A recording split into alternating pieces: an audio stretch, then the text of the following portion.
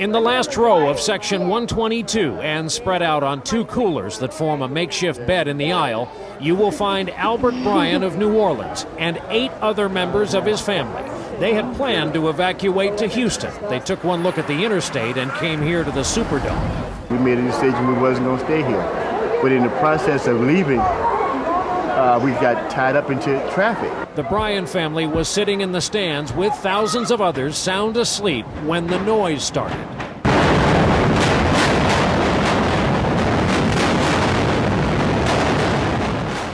It sounded like a New York City subway train. Others said they thought it was thunder or someone hammering, and in a way it was. It was Katrina hammering away at the roof trying to get in.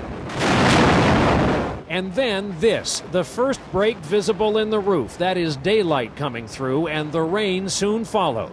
Torrents of it, the artificial turf as wet as it would have been outdoors. The crowd sought shelter. The Bryans found dry seats in Section 122.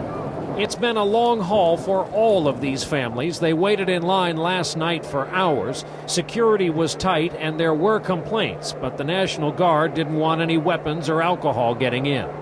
But the people who had no other shelter and a Category 5 storm bearing down badly needed the shelter the dome offered. A hurricane warning is in effect. Once inside, there was shelter, food and water, but no information, no announcements, just the leaky roof and folks like the Bryans wondering if there's any home to go home to. If you got life, you got everything. And as the roofing materials dangle behind us here at the Superdome, as we left there tonight, the first signs of restlessness inside. They're just now lining up for dinner, and it's military meals. It is hot, it's damp, there's no moving air, it's getting very dirty and, shall we say, very aromatic. And still no announcements or information on conditions here outside when people can leave to go home depending on where they live in New Orleans.